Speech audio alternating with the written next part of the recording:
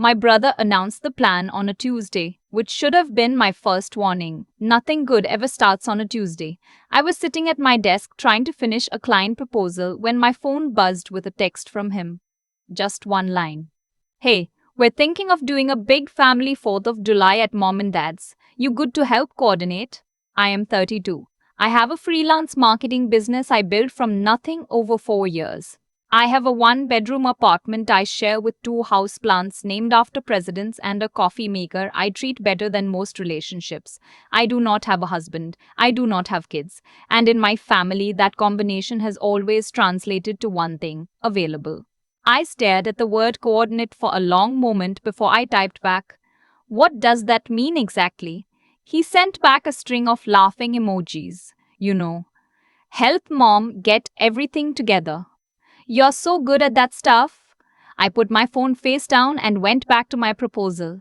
But the word stayed with me the rest of the day, sitting in the back of my mind like a splinter I couldn't quite reach. Coordinate. Like I was a vendor. Like my summer was a resource they could just allocate.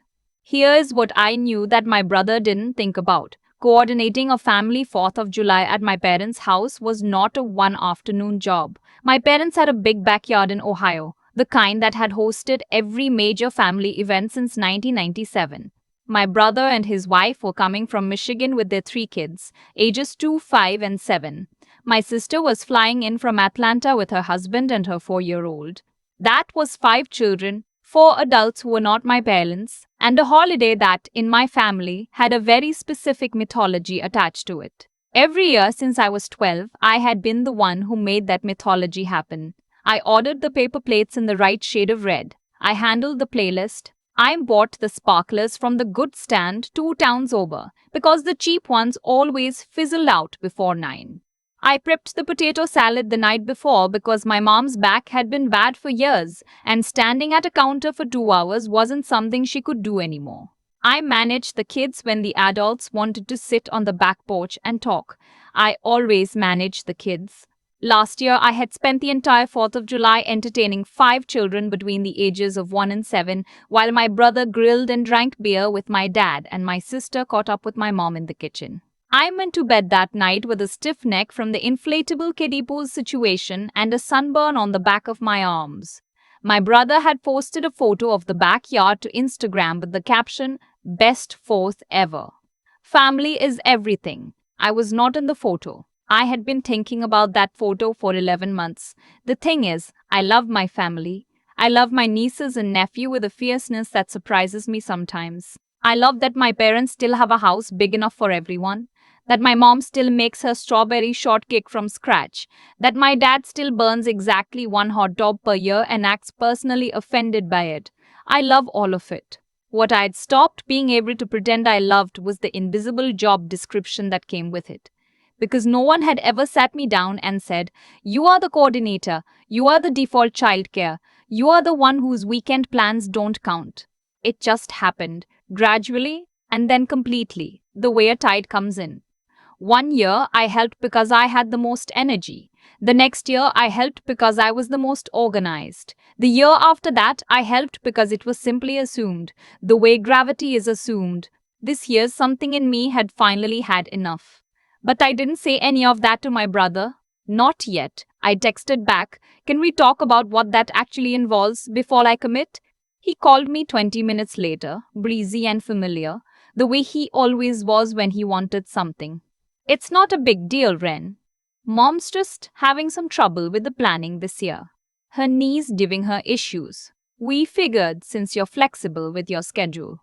There it was. Flexible. I'm a freelance business owner.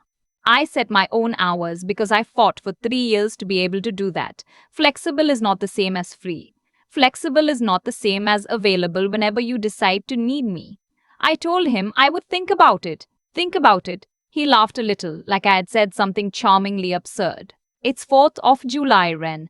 It's family. What's there to think about?" I said I would let him know and hung up. My best friend Carla called me that night because I had texted her the word help, and she knew what it meant. She had been listening to versions of this story for 6 years. She didn't even bother with small talk. tell me, she said. I told her everything: the text, the call, the word flexible, the Instagram photo I had never stopped thinking about.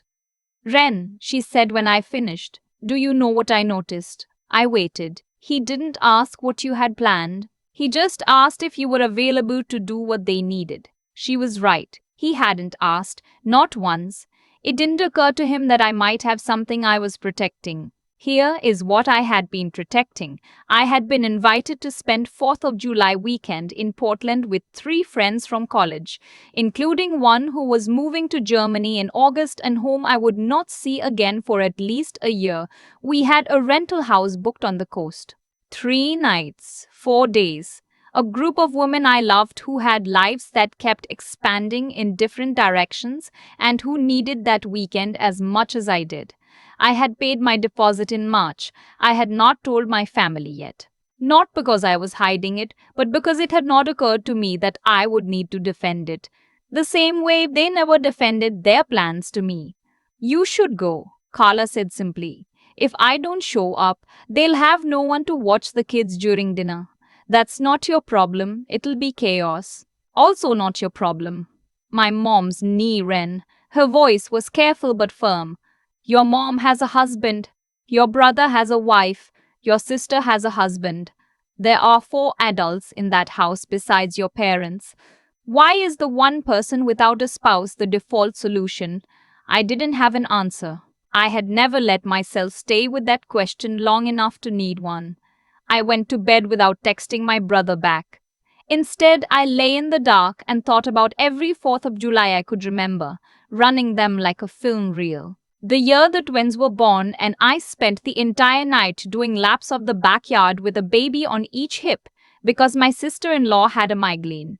The year my nephew was terrified of the fireworks, and I sat with him inside for 2 hours building Legos while everyone else was on the back porch. The year my sister forgot to pack the sunscreen and I drove 40 minutes round trip to the drugstore because she was nursing and couldn't leave. Not one of those years had anyone asked if I was okay with it. Not one. Somewhere around midnight, I made a decision. Not a dramatic one. Not an angry one. Just a quiet, clear, finally one. I was going to Portland. The next morning, I booked the flights. I had been hovering over the confirmation button for weeks. Not because I couldn't afford it, but because some part of me had still been waiting to get out of it. Waiting for the guilt to convince me.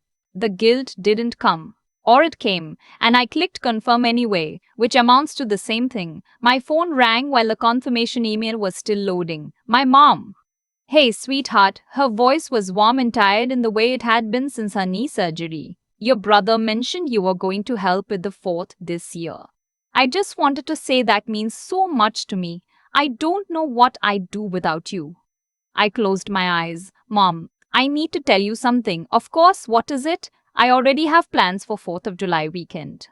I booked a trip months ago. I'm going to Portland with some friends. Silence. Portland, she repeated. Yes. I told Andy I needed to think about it, but I didn't realize he had already told you I was coming. I haven't agreed to anything. Well, but she stopped. Started again. Who's going to help with the kids? And there it was.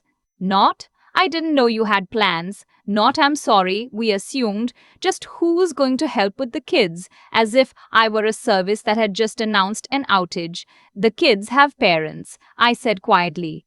I'm sure everyone can figure it out. The silence that followed was different from the first one. Heavier. Renata, your brother and sister are coming a long way. So am I. Every year. And I always stay. I'm not staying this time. She didn't yell. My mum doesn't yell. She got quiet in that specific way that growing up was somehow worse than yelling. I see, she said. I'll let your brother know. She hung up before I could respond. The family group chat lit up within the hour. I know because I was watching it with the kind of sick, bracing feeling you get before a car alarm goes off, and you already know you can't stop it. My brother? So apparently Ren isn't coming for the 4th. My sister, wait. What? Since when? My brother. Apparently she has other plans. My sister. What plans? I did not respond. I watched the dots appear and disappear, while they worked it out between themselves. My brother, Mom, did you know about this? My mom, she told me this morning. My sister Ren, we already bought the kids' stuff. Hopper was so excited to see you. I stared at that one for a long time. Hopper is my niece. She is 4 and she has a laugh that sounds like bells and she is not a bargaining chip even when my family treats her like one. I typed slowly. I love Hopper. I'll see her when I'm back. I had plans I made months ago and I didn't know anyone was counting on me for the holiday until Andy called last week. I never agreed to be there. My brother Ren, come on. This is family. I put my phone down. Not angrily, just down. Carla texted me an hour later. How's the group chat? I sent her a screenshot. She replied with a single word, classic. The week before the holiday was quiet in a way that felt less like peace and more like weather. My mom stopped texting her usual daily check ins. My brother sent one more message asking me to reconsider, which I answered with, I hope you all have a wonderful 4th, and then nothing. My sister sent a voice memo that I listened to twice. She started out firm. You're being really selfish, honestly. And by the end, she'd softened into something that sounded almost like guilt. I didn't think you had things going on. I guess I never thought to ask. That last sentence sat with me. I never thought to ask. Not a malicious statement. Almost worse than malicious in a way because it was so honest. It didn't occur to her. I had made myself so reliably available that my absence required a full family reckoning, while her absence would have simply required a phone call. I finished my client work, packed my bag, and drove to the airport on July 3rd. The departures board was a wall of delays and tight connections, and other people's summer plans, and I stood in the middle of it, feeling something I hadn't expected to feel light. The rental house was on a cliff 20 minutes outside Portland, the kind of place where the windows face the ocean and you can hear the waves from every room. My friend Sasha had found it. The same Sasha who was leaving for Germany in 6 weeks. And when I walked in and found her in the kitchen making pour-over coffee and arguing with our other friend Della about whether a hot dog counted as a sandwich, something in my chest opened up like a window. I hadn't realized how long I'd been holding my breath. We spent the first day doing nothing. Walked on the beach, found a bookstore in town, ate chowder at a dockside place that had exactly 8 tables and a chalkboard menu. I didn't look at my phone until after dinner, and when I did, the family group chat had 47 new messages. I scrolled up from the beginning. It started around noon on the 4th. My brother's wife was trying to get lunch organized while the kids were already melting down from the heat. My sister had forgotten to pack her daughter's car seat adapter, which meant her husband had to drive 40 minutes each way to buy one. My dad had started drilling too early and run out of propane. The photo my mom sent at 2 in the afternoon showed my dad in an apron, looking bewildered beside a half-assembled lawn chair. My nephew eating dry cereal out of the box directly. And my sister-in-law crouched on the patio looking at her phone with the expression of a woman who had made several life choices she was reconsidering. My brother, where's the good sparkler place? You always got them, I have no idea. My sister, Mom, where's the potato salad recipe? My mom, I don't have it written down. Your sister always just knew. My sister, well, we need it. My mom, I don't know what to tell you. I read all 47 messages, sitting on the porch of the cliff house with the ocean in front of me and the sound of Sasha laughing from inside at something Della had said. The guilt was there. I want to be honest about that. It was there, this familiar pull, the reflex that wanted to text the sparkler location and the potato salad recipe, and a dozen other things I had memorized without knowing I was memorizing them. But I also noticed something I hadn't expected. None of them were asking my parents for help. Not the recipe, not the sparkler stand, not the propane backup plan. They were asking for me. Even with 4 other adults in the house plus my parents, I was still the one they reached for. Because I had always answered. I put my phone in my back pocket and went inside to find Sasha. Everything okay? She asked. Yeah, I said. And then, because it was Sasha and she'd known me since we were 19, I said, I keep waiting to feel like I did the wrong thing. Are you? She asked. Feeling like that? I thought about it honestly. The group chat. My brother's confusion about the sparklers. My mom's face in that photo. Tired but not broken, surrounded by a house full of people who were more than capable of figuring it out without me. No, I said, not really. She nodded like she'd expected that answer. Good, she said, and handed me a glass of wine. That night we watched fireworks from the cliff. Not a show, exactly. Just the distant bloom of them from somewhere down the coast, red and gold and briefly beautifully pointless. Sasha was leaving in 6 weeks. Della had gotten engaged in March and was already deep in the panic of planning a wedding.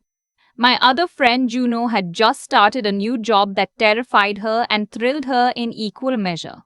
We stayed out until midnight talking about all of it, the way you can only talk when everyone has cleared their calendars and set their phones down and chosen to be entirely in the same place at the same time. I had chosen to be here. That was the part that was new. I didn't hear my mom's voice for almost 3 weeks after I got home. The group chat had gone quiet the day after the 4th. Not the warm, holiday, exhausted quiet of a celebration winding down, the pointed quiet of people not knowing what to say to each other. My brother had sent me a private text on the 5th that said, "We managed fine, just so you know." I had replied, "I'm glad." He didn't respond to that. My sister called once, left a voicemail I listened to 3 times. The first time I heard the frustration. The second time I heard something underneath it. By the third time I could hear that she was trying to work something out, not in the call but in herself. I ran into my neighbor on the stairs one afternoon and she asked how my holiday was, the offhand way neighbors do. And I said, "Really good actually," and meant it in a way I hadn't in years. It was a Monday evening, 3 weeks after the 4th, when my mom called. I was making pasta. I most let it go to voicemail. Then I turned the burner down and answered. "Hi, sweetheart." Her voice was different, not cold, not warm in the performed way she sometimes got when she was managing a conversation, just small, like she was saying something she'd been working up to. "Hi, Mom. I wanted to call because..." She stopped. Tried again. "Your father and I had a long talk this weekend about the 4th. About a lot of things." I leaned against the counter and waited. He said something that I've been thinking about ever since. He said, "We always just assumed Renata would handle it, didn't we?" And he wasn't saying it like it was a good thing. He was saying it like, she paused, like he was surprised we'd been doing it all this time without noticing. My dad. My dad, who grilled one hot dog a year and did the crossword and had never in my memory been the one who called to apologize for anything, had been the one to say it first. "Yeah," I said quietly. "I think," my mom said slowly, "that we've been very unfair to you. For a long time." I didn't say anything because I trusted my throat about as far as I could throw it at that moment. "I had a conversation with your aunt this week," she continued. I was venting honestly, and she stopped me and she said, "When was the last time you asked Renata what she wanted for the holiday? Not what she could do, what she wanted." And I started to answer and I couldn't. The silence between us was honest in a way our silences hadn't been in years. "I couldn't answer," she said again, "because I've never asked. I knew you were good at it. And I knew you would show up, and I stopped seeing the difference between that and just expecting it. You built the plans around me," I said carefully. "Not just this year, every year. And when I wasn't there, Andy and Kelsey were looking for a sparkler stand, and you didn't know where the potato salad recipe was, and I realized those things lived in me because no one else had to hold them. Because I always did." "I know," she said. And then, more quietly, "I'm sorry, Renata." It wasn't the word I'd been waiting for. I hadn't known I was waiting for anything. But something shifted when she said it. Something that had been tight for a long time. "It wasn't just this year," I said, because I needed her to hear it fully. It was the baby shower. I ran the whole thing and didn't eat until 11 at night. It was the Thanksgiving. I drove 4 hours in a snowstorm because Andy forgot to pick up the turkey. It was every holiday where I was so busy taking care of everyone else that by the time I sat down, I was too tired to actually be there. She didn't argue, didn't reframe it. She just said, I know it was. And I never said anything, I continued, because I thought that was just what you did for family. But there were four other adults in that house this fourth, and the only thing they couldn't figure out was the things I'd always handled for them. That's not me being indispensable. That's everyone being dependent on one person in a way that wasn't fair. My mom was quiet for a long time. In the background, I could hear the television, the same local news program she'd watched every evening since before I was born. Your brother feels terrible, she finally said. He told your father he didn't realize how much you did until you weren't there to do it. He said he was going to call you. He can, I said. I'll pick up. Your sister, too, she's been hard on herself. She can call too. Another pause. Then, what do you need from us? Going forward. The question surprised me, not in a bad way, just she'd never asked it that directly before. What do you need?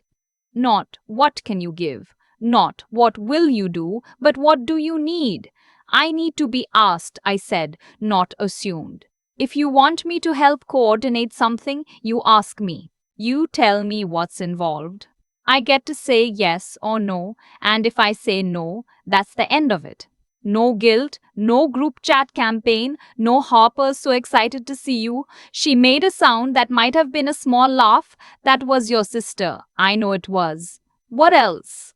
If it's going to be more than just showing up, if I'm actually working the holiday, managing the kids, doing the cooking or the shopping or the planning, I want to be treated like someone who's contributing something real. Not just thanked in an Instagram caption I'm not even in.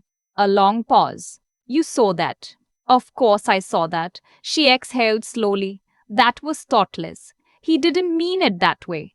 I know he didn't. That's kind of the point. We talked for another half hour. About smaller things. About her knee, which was finally feeling better. About a recipe she'd been trying to adapt. At some point, I turned the burner back up and finished making my pasta while we talked, and it felt like the most normal conversation we'd had in years.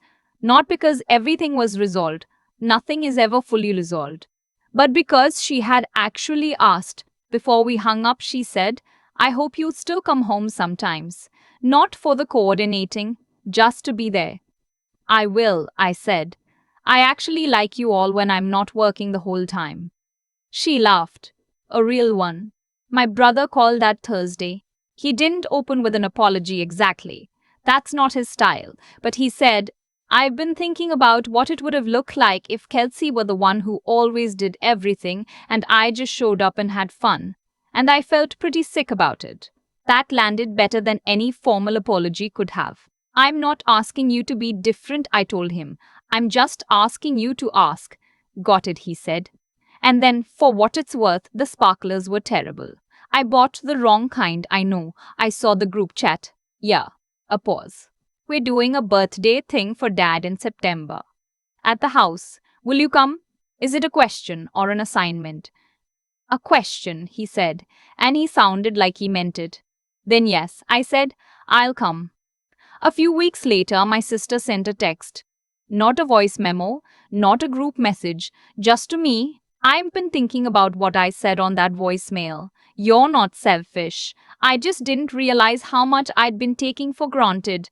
I'm sorry. I read it twice and then typed back, thank you. That means a lot. I don't know what the next holiday will look like. Maybe I'll be at my parents' house helping set out the napkins and pretending I don't know where the extra propane is, just to watch my brother figure it out. Maybe I'll be somewhere else entirely. The difference is that I'll be there because I chose it, and if I'm helping, it'll be because someone asked and I said yes. What I know is that for the first time in years, I am not the invisible scaffolding holding up everyone else's idea of a perfect family holiday. I'm a person who gets to decide where she spends her time. And my family, slowly, imperfectly, one real conversation at a time, is starting to see the difference. My friend Sasha left for Germany last week. At the airport, I cried more than I expected to. She told me to stop making it weird and then cried too, which is very on brand for her. On the train home, I thought about the cliff house, the fireworks, the four of us on the porch talking until midnight. I thought about how I almost didn't go. I thought about the question I'd asked myself the night before I booked those flights, lying in the dark in my apartment. If I keep saying yes to everyone else, when do I get to say yes to myself? I hadn't had an answer then. I think I'm starting to understand one now. So tell me, if you've ever been the one everyone just assumed would show up, the one whose plans were always negotiable, the one whose name never made it into the photo, do you think I should have gone further? Or did I draw the line in exactly the right place? I've been thinking a lot about the moment I turned that burner back down and kept talking to my mom. Not the dramatic part, not the cliff house, not the group chat, not the photo of my dad looking bewildered next to the grill. Just that small, ordinary moment in my kitchen, pasta going cold, phone in my hand, having a conversation with my mother that we probably should have had years ago. What I keep coming back to is this: nothing that happened was inevitable. It only felt that way because we all kept choosing it over and over without realizing we were making a choice. I kept saying yes. My family kept assuming. My mom kept building her plans on a foundation that I had never formally agreed to hold up. And as long as nobody named it, the structure stayed standing. Barely, and at my expense, but standing. That's the part that took me longest to understand. It wasn't cruelty that put me in that position, it was inattention. And inattention, I've learned, can do just as much damage as intent. When Andy posted that photo and I wasn't in it, he wasn't trying to erase me. He just never thought to look for me. And that's exactly the problem. When you make yourself so reliably present, so consistently useful, people stop seeing you as a person making a choice and start seeing you as a feature of the landscape. You stop being someone who shows up and start being something that's just there. What I did, booking those flights, going to Portland, sitting on that porch while the group chat exploded, wasn't a punishment. I want to be clear about that. It wasn't calculated. It was just the first time I let the consequences of their assumptions land on them instead of absorbing them myself. And what I didn't expect was that the consequences were the most honest thing that had happened to our family in years. Andy figuring out the sparklers. My sister realizing she'd never packed her own sunscreen because I always brought extra. My mom standing in a kitchen full of adults and not knowing where the potato salad recipe was because it had only ever lived in my head. That information needed to exist in the world, and it could only exist if I wasn't there to make it unnecessary. The hard part, the part I'm still sitting with, is that speaking up earlier would have been better. Not for them, for me. I waited until I was tired enough to stop being afraid of the fallout, and by then the only language left was disappearing entirely. I wish I had found the words sooner. I wish I had said, "Years ago, I need you to ask me, not assume me." I didn't, and that's on me as much as anyone. But I also know that I said it eventually, and they heard it eventually, and my mom asked what I needed, which is 4 words I had never heard from her in 32 years of holidays. That's not nothing. That's actually everything. What I took from all of it is something I think Carla said better than I ever could. Back when this whole thing started, there's a difference between being a person who helps and being a service people have forgotten to question. I had been the second thing for so long that I'd almost forgotten I was allowed to be the first. The 4th of July on a cliff in Oregon, watching fireworks with Sasha 3 weeks before she left the country. That was me remembering. And the conversation with my mom, imperfect and hard and worth every uncomfortable second of it. That was my family starting to remember too. I don't know that we'll get it right every time going forward. I don't think that's the point. The point is that we're paying attention now. The invisible job is visible. And that changes everything, even if only slowly, even if only one honest conversation at a time.